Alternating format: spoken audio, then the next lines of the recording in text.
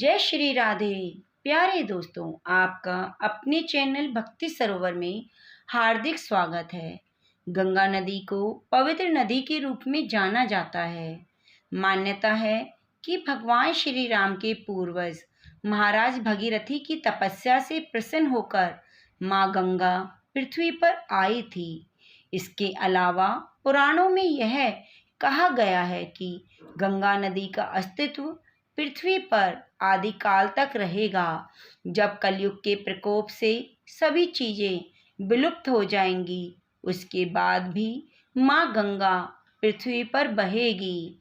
धार्मिक अवसरों पर माँ गंगा के स्नान के लिए तीर्थ स्थानों पर श्रद्धालुओं की भीड़ उमड़ती है। आज मैं आपको श्रवण कराने जा रही हूँ गंगा दशहरा की पावन पवित्र कथा। आप कथा को अंत तक जरूर सुनिए, जिससे आपको कथा का संपूर्ण पुण्य प्राप्त हो सके। और आपको कथा अच्छी लगती है तो आप चैनल को सब्सक्राइब जरूर कीजिए और कमेंट बॉक्स में जय माँ गंगा मैया जरूर लिखिए। अयोध्या के महाराज राजा दशरथ और श्री राम को आप सभी जानते होंगे। उनके ही पूर्वज राजा भगीरथ को अपने पूर्वज के तर्पण के लिए गंगा जल की आवश्यकता पड़ी। तब उनके पास गंगा जल नहीं था, क्योंकि उस समय गंगा जी केवल स्वर्ग में ही बहा करती थी। यह जानकर राजा भगीरथ बहुत दुखी हुए और माँ गंगा को पृथ्वी पर बुलाने के लिए तपस्या करने चले गए। उन्होंने सालों तक कठोर तपस्या की, लेकिन उन्हें कोई सफलता नहीं मिली। जिसके बाद राजा भगीरथ बहुत दुखी होकर कैलाश पर्वत पर चले गए।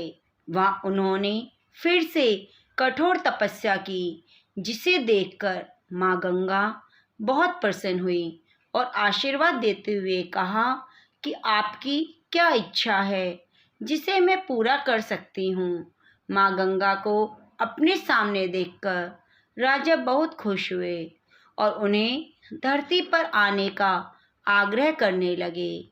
भागीरथ की आग्रह सुनकर माँ गंगा राजा के साथ धरती पर आने के लिए राजी हो गई। लेकिन इसमें भी राजा के सामने एक समस्या खड़ी हो गई।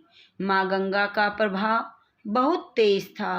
अगर वह धरती पर बहती तो आधी पृथ्वी उनके वेग से बह जाती। राजा की इस समस्या का समाधान कोई और नहीं बल्कि महादेव ही कर सकते थे। ऐसे में राजा भगीरथ भगवान शिव की तपस्या करने लगे। भगीरथ कभी निर्जल तपस्या करते तो कभी पैर के अंगूठे पर। राजा की कठोर तपस्या से भगवान शिव प्रसन्न हुए और राजा के सामने प्रकट हुए। राजा से आशीर्वाद मांगने के लिए कहा। तब राजा ने भगवान शिव से निवेदन किया कि आप माँ गंगा के बेग को अपनी जटाओं में बांध लो। भगवान भोलेनाथ ने राजा की इच्छा स्वीकार की और ब्रह्मा जी ने अपने कमंडल से धारा प्रवाहित की। शिव जी ने माँ गंगा को अपनी जटाओं में बांध लिया। करीब 30-32 दिनों तक माँ गंगा शिव जी की जटाओं में बंधी रही।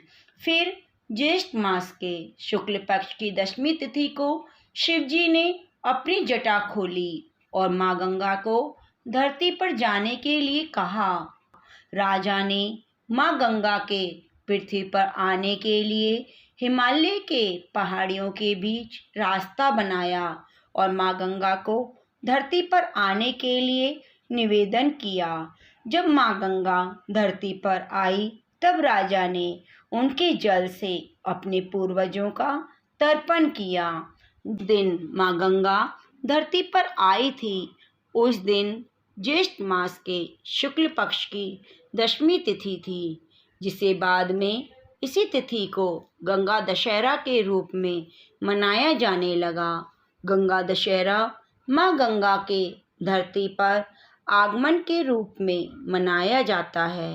प्यारे दोस्तों, यह कथा है माँ गंगा के अवतरण की, गंगा दशहरा की। आशा करती हूँ आपको कथा अच्छी लगी होगी। धन्यवाद।